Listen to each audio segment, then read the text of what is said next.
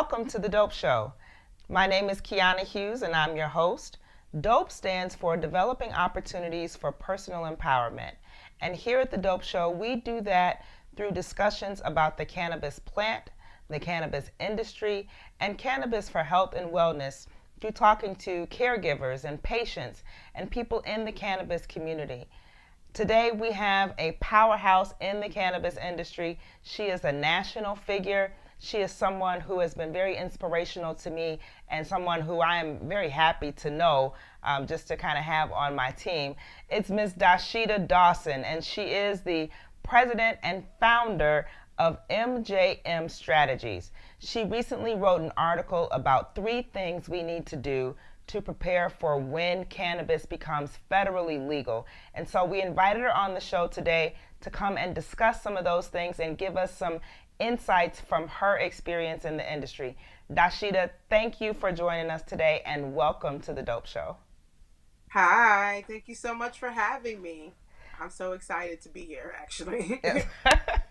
It's good to have you, and I wanted to get you on for in this particular instance, specifically about your article, because I really feel like as people are, especially here in Chicago, in Illinois, in some of the more underdeveloped markets, so to speak, people are really wondering, like, what can I do? What can I do? You know, things are, the government is kind of spinning its wheels and dragging its heels and taking its time about making things legal or descheduling or rescheduling and all of that. But I think everybody is just trying to figure out what can they be doing in the meantime. So I think when I saw your article, that really just kind of brought home just, 3 good points. Like any good church service, you got 3 good points. Yes.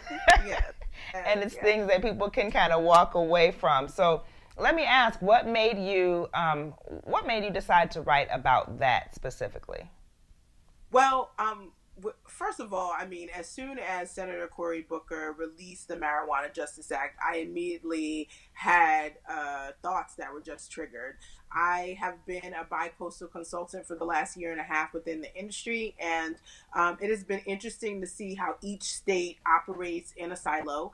And I've been just curious, just as a digital expert, how we were going to build global brands, build national brands, if you will. And there are some front runners out there, but I would say by and large, there hasn't been too much information out there on like how do you do exactly that. And I think the first step to that is always first thinking, what happens if this becomes a federally legal substance that can be used by any and everyone.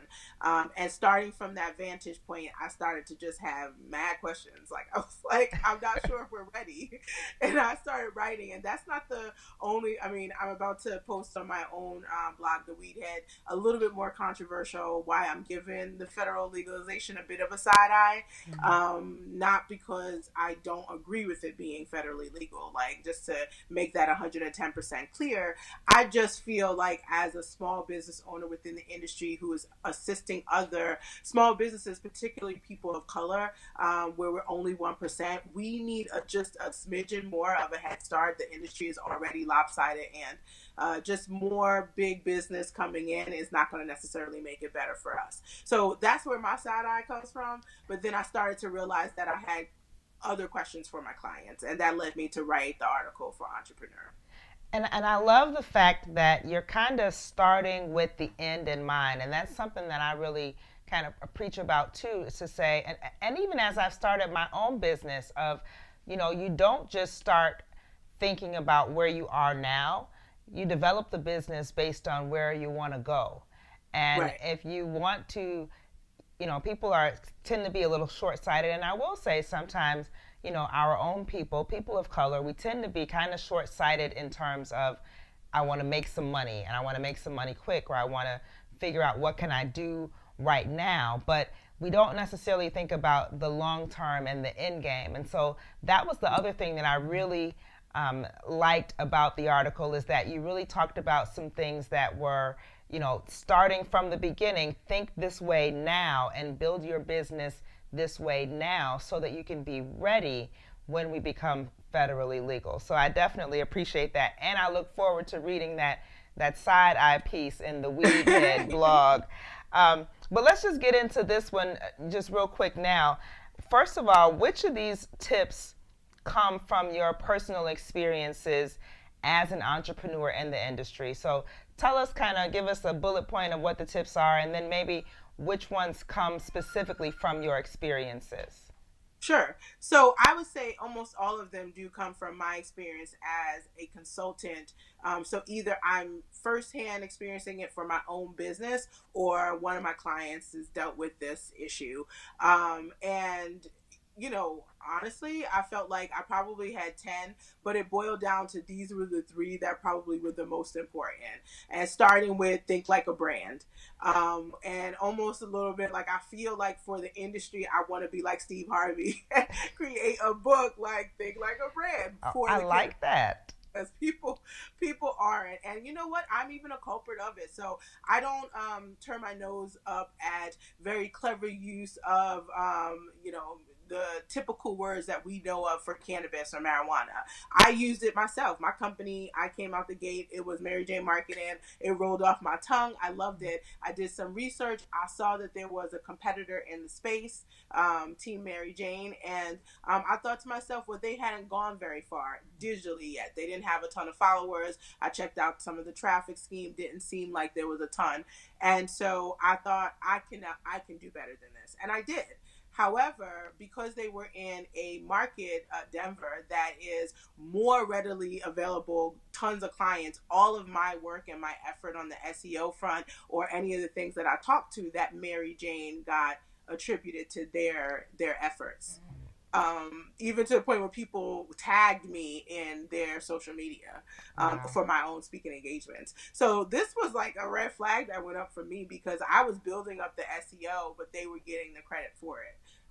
If clients wanted to, find someone locally, they'd hear Mary Jane, see it, be attached to my name and see the speaking engagements. And I'm sure they got reach outs as a result of it. And then I got people come up to me afterwards like, oh, I worked with you guys from blah, blah, blah. I'm like, you definitely did not. So the Mary Jane being popular almost and clever, while I love that I own it as a URL, it wasn't necessarily the best choice as a branded business from the gate. So even that first bullet where I say think like a brand, that's something that I had to remind myself. And so we've rebranded, and now we're MJM Strategy, really because we called ourselves MJM from the door anyway. I'm always abbreviating or acronyming something because I'm a marketer. But then I felt like I was focused more on strategy than just marketing. I was focused on business strategy as a whole. You But know what? that, Can we just put a bookmark right there? Because act like a lady, think like a brand. Ma'am, you need to yeah. make that. Like that. Like, And that is. I would change that to be dab like a lady, think like a brand, because I already Nice. done said that. Yes. Yes, you heard it here first. I know people probably Dab like like look a at lady. Love it. GoDaddy and make sure I can get that. No, That's I dab feel like like a lady, think like a brand. my first book. Thank you. I Yeah. appreciate that. Well, and I say that because so often as women, we may not even think with that kind of that global mindset. Men generally have more of that domineering, I'm going to take over the world kind of an attitude to things, whereas as women, we're juggling the day to day, right? We're, the overall picture is there, but we just know we got to keep the balls in the air. And I Right. think the idea of, to borrow from Steve Harvey, act like a lady. Yeah, you got to keep the balls in the air, you got to juggle, but you also have to think like a brand, and you Yeah. also have to kind of think things through in that same way, not in a man way, but in a Right. brand way. We're gonna develop that though. I like that. I think we can go I like it somewhere with too. that. Yes. I'm all for it. It's a give and take, definitely. So that was a good one in terms of thinking like a brand. Were there any other specific mistakes that you made as an entrepreneur as it relates to the tips that you gave in the article? Sure. So think like a brand was the number one, and I feel like that's where you should definitely start. My motto and our team's motto is to think big, start small, act fast. And I think that the thinking big is part of that think like a brand, very pie in the sky. And truthfully, I didn't do that as well for my own brands, and that would be the Weed Head, who I am as a personal brand, and MJM Strategy. I did that much better for my clients out the gate. I came out the gate trying to help my clients as best as possible, of course, but at the detriment of myself. So I would say to anybody that's going into the industry as an ancillary, you're supporting clients, ensure that your own branding is intact, and ensure that your own you have a strategic plan and a focus for yourself, as far as your brand is concerned, which led me to the second thing, and that is plan for the future. I have so many clients that don't have a business plan,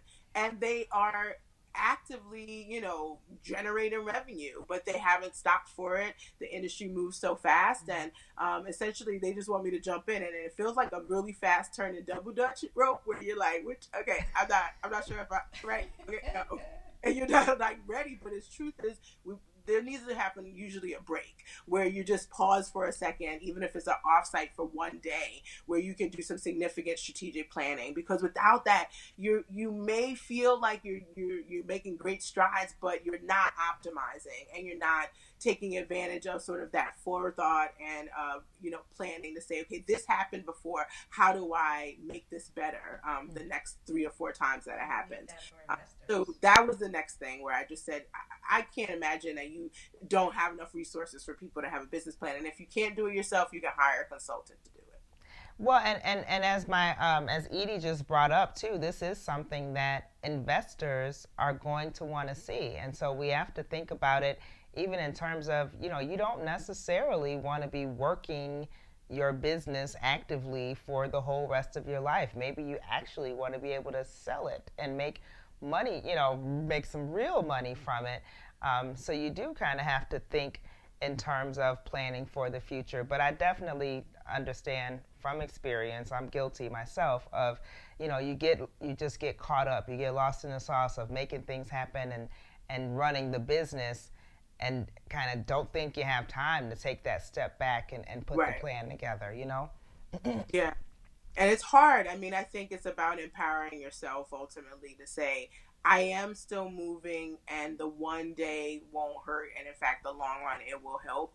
But I also think some of my clients are afraid that the business plan will tell them that they're doing something wrong.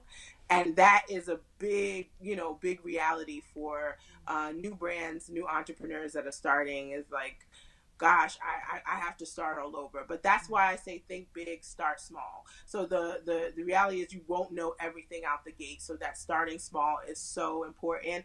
And then really learn from it, iterate, and then act fast on that iteration. So have lightning fast turnaround times. Oftentimes that's why you need a consultant, because I will haze the shit, excuse my language, out of my team, out of the core team, which is usually the brand team, to turn around something fast if we have a learning from an iteration that, okay, say an email blast didn't work. We know we have another one in a week. We're going to learn something, and it's going to be changed by the time that week happens. And so business plans work in that way as well. They're living and breathing things. You can iterate them. The strategic plan can change, and you don't have to feel like there's a rigidity. And there's no wrong answers if you start small. I think a lot of times people have it in their minds, and then there's the parts that, in a business plan, it's kind of a daunting thing. You sit down and you look at the template, you pull out your Microsoft business plan template that you Googled or whatever, and sometimes it's asking you questions that you're really like, oh, shit, okay, man, let's think about this, Right. So the use of a consultant or a strategist, such as yourself, is definitely a benefit, right? Certainly something that people want to give some thought to ahead of time. What kind of, you talked a little bit about assessing the market, and as well as the alliances and finances. Talk to us a little bit about that step there, Sure. that tip. Well, that was the third tip, and it was almost like a catch-all, because I could have easily broken those out to 3 or 4 or 5 more tips. But the truth is, the universe is vastly different when you consider a mainstream cannabis plant as opposed to one where it's prohibited federally. When it's prohibited federally, you have a number of big players that they may be lurking on the outside, but they're not going to jump in because they're not going to risk their bread and butter, the 75 billion that they already have on the table, right? And I also think there is often, because again, the last year and a half I've spent on both coasts, everybody's excited about the potential growth. The rate of growth has been amazing year over year. And we're talking about 20 to 22 billion. Some people say 35 billion by Right. 2020. And that's a big number. But then, I had to have to constantly tell my clients, listen, Target made 75 billion in 2016. That was one company, and that was the company that people think is at risk. I mean, compared to Walmart and Amazon and the other big companies, and they're all eyeing hemp and they're all eyeing marijuana. And I think that that's what scares me as a person who understands how those economies of scales tends to work. It's not necessarily in our favor. And so reassessing the market to include these bigger players means looking at your collaborations and your cooperations with other businesses very, very strategically. A lot of people are competing against each other, and it's almost like two tiny fish deciding who's going to race across the ocean. Meanwhile, the big old whale is just waiting to literally pummel everybody, and the tiny fish won't even exist. And so this race feels for naught. Instead, what needs to happen is, if we swim as a school of fish, to keep with the same analogy, we just operate more efficiently. We now can be perceived as well, like we can move water in a more efficient way. It's kind of like when all your oars are moving or rowing at the same time. We're not right now. I think in some cases there's a lot of operating opposite to each other, operating in more of a competitive spirit than a cooperative and a collaborative one. And it's to the disadvantage of the industry, in my opinion. And I'd have to agree with you in that. I mean, it is very much an example of the crabs in a barrel kind of a thing, or that this idea that there is so much competition and that you got to get yours, and you can't, get too close to other business owners, or you can't give them your secrets, or all of that, as though there is this almost like a spirit of lack, right? Just this understanding that there's not enough for everybody, or that someone else is going to come in and get it, which, if we're not careful, you're right, the big whale will come in. And the thing about that analogy that you used is that the whale is big and it's slow, but it takes up so much space that all the little fish next to it are like swimming fervently, and not making nearly as much progress, right? Not covering nearly as much ground. Whereas, maybe, and I'm just going to pull this analogy out of my ass, but maybe if they all just kind of work together and swam the same way, then they can also kind of influence the current, right? And then everybody is kind of swept upstream. Girl, look at that. I just did. Oh, that's precisely what I'm saying. Yes. We need a school of fish. Yes. Yes, I just preached that. I'm 100% here for that. I've been connecting a lot of my clients. Like, I am one of those people where strategic partnerships is 110% part of a business plan that I'll put together for a client. I'm not going to send you into the world with the plan, with the pitch deck, and not point you in a direction to say, these are the people you need to be connecting with. And just, there will be people that have to collaborate that are in competitive positioning by virtue of maybe the way things are set up. But trust and believe that you don't get what's on the shelves at a Target without cooperative positioning as well. We have to listen to a lot of, when I was working at Target, we had to listen to a lot of what P&G had to say about any particular category that they ran. But at the same time, they couldn't eliminate we're not going to have J&J stuff because those were Walker items. And so if there are Walker items and someone will walk out the store, they're not going to buy any of the category at all. And so we all do bad. The water levels go down in general. So there's, even within these big companies, certain levels of cooperation that have to happen to keep that market viable. And I think that that's the point where we're at now. We're at a turning point because we're talking about it in the legislature. It's important for us to start talking about it in the business. how do you decide as an entrepreneur, um, who to collaborate with? Because I will say one thing I can definitely say about you, DAHSEEDA specifically, and Mary Jane Marketing back in the day, MJM Strategies now, is that when you take on a client, we see the pictures of you, with the client. You guys are at the events. I first met you at a memorable client Client event. event. We won't get into that, but you were there and you were in it, and it was very and so I can kind of tell, like, you go, you go hard, right? It's 100% that's coming from you. So how do you decide who you're going to work with and who you're not going to work with? Well, see, that's sort of the reassessing. For someone who is an ancillary business that is supporting in supporting services, you have to actually create what I consider to be a client profile for your business. What's that ideal client look like? And maybe what's ideal A versus ideal B? And I didn't have that my first year out at all. And so what I was doing was people would find me either on the internet, and again, I'm the digital girl, so I made sure of that through the weed head, and I heard almost every story, and I tracked down every lead. I was just interested in working with people who were interested in being in the industry. But in another article that I wrote for Cassius about my confessions of corporate to cannabis crossover, I realized that I was just, again, swept into the culture that is, especially in the West Coast, one of consumption, which is not a bad thing. I don't have an issue with that. But consumption somehow, when you're coming from the East Coast, feels like a lot more than what it really is, right? Definitely. Which is just you're just having a drink together, essentially. But where we come from and where I'm from, like, you smoke, you like, oh, now we like family because we're doing something illegal. Right. So I had to really reset even my perspective, because I would have that experience with clients and I'd be really in it with them. And in truth, I, as a result, was accepting clients that did not fit my ideal profile now that I've created one.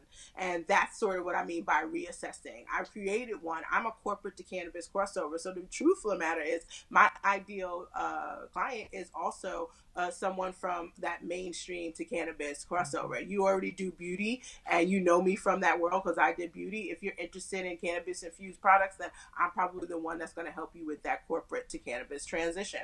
If you are already doing a specific specialty and you're like me, you've had a certain number of years of experience and you want to be a consultant, I can probably assist you certainly with the digital transformation to be found by other marijuana and hemp companies. So I feel like as I started to think about it, I realized that there was a market for people like myself who were making that transition and or didn't want to make the leap fully, but wanted to have somebody they trusted with a similar experience who could provide that insight. And so that's what I've been mostly doing in the last 6 to 9 months. So, and I like how you keep talking about being a corporate to cannabis crossover. And I think that is probably going to be the vast majority of the people who are entering the industry or already in the industry are people that jumped ship from somewhere else and came to the cannabis market. So imagine you are talking to, right now, there's a, DAHSEEDA Dawson Jr. out there who is watching, and she's trying to, figure out what she's going to do in the cannabis industry, or maybe she has an idea of a business that she wants to start in the industry. What is something that you can tell that person in terms of how do they get ready, for whether it's for federal legalization or just get ready for their business period? Is there anything else that you can offer to them at this point? I think the number one thing, okay, I wrote out what I feel like businesses that maybe are already in the industry should consider, or you've been looking at it for some time. But whenever I really search my heart for where I tell people they need to start, I think it starts with just a foundation of real education about the cannabis plant. I can't get past that enough. Even if it doesn't matter what area of the business you want to be in, the smarter you are about the usages and the benefits, the better you will be as a contributor to the industry, both in your individual entrepreneurial efforts, but also in supporting the industry going into mainstream. So I always start with the education piece. Learn as much as you can and differentiate between, especially in states like ours, where it isn't yet all the way culture, right? Learn the difference between bro science and real science, because that really awesome oftentimes is the difference between you just doing business in your state versus really connecting with people who are in other states who are looking for the connectivity. They, the often I feel like people from the West Coast come to the East Coast and like, oh, we're so behind on everything. And in some ways we are, but I also think there's some advances on some of that scientific robustness behind the story of cannabis on the East Coast. We need to see a merge of that. So the more people that educate, the more I think we can get there. And then the second piece, it like kind of goes hand in hand for me, is the advocacy piece. So I keep going back to that because I feel like these are the pieces where A, you can't get blocked on Facebook if you're talking about education and advocacy. That's true. And B, who doesn't, understand just supporting something that you believe in. So if you believe in decriminalization, if you understand that this was a plant that has been prohibited for reasons that, one could say it's debatable, but we know it had something to do with money for sure. Right. And you're not necessarily about that, then you can support advocating legalization or decriminalization. And I feel like those are the steps when you're trying to run a business. You can't be in this industry and not take on the charge of educating folks with the right information and as well continuing to support it being decriminalized throughout the country or globally. You brought up some really unique points about this industry as opposed to other industries where the advocacy piece is still there. And, the legalization piece, the activism, it's still there and it's still necessary, because without those pieces, everything we're doing is kind of in vain, right? Then it's for nothing, So I think those are really good things to bring out. And we've heard that time and time again, and I keep asking the question, and every entrepreneur that I speak to, they always give the same similar advice, which is learn all you can, educate yourself in the meantime, and what did you say? Learn the difference between, did you say bro science and real science? Yes, I stole this from one of the testing facility in Arizona, and I immediately knew what he was talking about because I'm a tomboy, so he called it bro science, and that's really what a lot of our memes and some of our infographics have been based on, is like bro science. We're even still sending and sharing misinformation, so before you repost, just make sure you're feeling like good about what's being shared, because we can be inadvertently hurting the movement by sharing misinformation. And a lot of the East Coast is just a bunch of misinformation. It's like alternative facts for real, like, but all about marijuana. So based on bro science. Yes. Well, we get a lot of that here in the Midwest as well. So the East Coast is not alone in that regard. So I'm gonna have to use that though, bro science. That was a good one. Bro science versus real science. Well, you know what, DAHSEEDA, I am just really happy. I'm very honored that you took the time to speak with us today, to call into the Dope Show and just share your wisdom. Real quick, when I met you and we were going to that party, and I remember asking, or to that event, I remember asking you, like, so why am I here? I don't understand. Like, why am I here? And you told me, you said, because you're an influencer. And at that time, I wasn't an influencer. To me, I was just this lady that was coming to speak at the Women Grow thing, and, you guys just kind of soups me up. But it's those kinds of, it's that kind of insight and inspiration and that kind of encouragement that we really need in the industry. So, thank you for that, whether you knew you did something or not. Thank you for that, and thank you for what you're doing in the industry, even just in terms of reaching out to business owners and being willing to share your expertise. That's very much appreciated and very necessary in the industry. So thank you for that, and thank you for your time today. Thank you. Thank you so much for having me. Tell me one last time for our audience, where can they find you? Where can they reach out to you? Where you at? Where we go? How can they get you? So yes, I am on the digital space. You can find me on Twitter or Instagram. I'm the Cannabis CEO, and on Facebook, my public page is just DAHSEEDA Dawson. Sorry, I can't say my name today. It's DAHSEEDA Dawson, or the Weedhead. And my blog is theweedhead.com. Awesome. Theweedhead.com, the Cannabis CEO, MJM Strategies. DAHSEEDA Dawson, thank you so much for joining us on The Dope Show. You have a great evening, and I hope to see you at some industry event or maybe even here in Chicago sometime soon. And you're East Coast girl, so I don't want to hear no shit about the cold and the snow. And I can't come. You got some Timbs. You got a puffy coat. So Yes. So I'm going to need you to put it on and bring it on down to the Shy when you get a chance. Great talking to you, ma'am. Yes. Bye. All right. Take care. Bye. Bye-bye.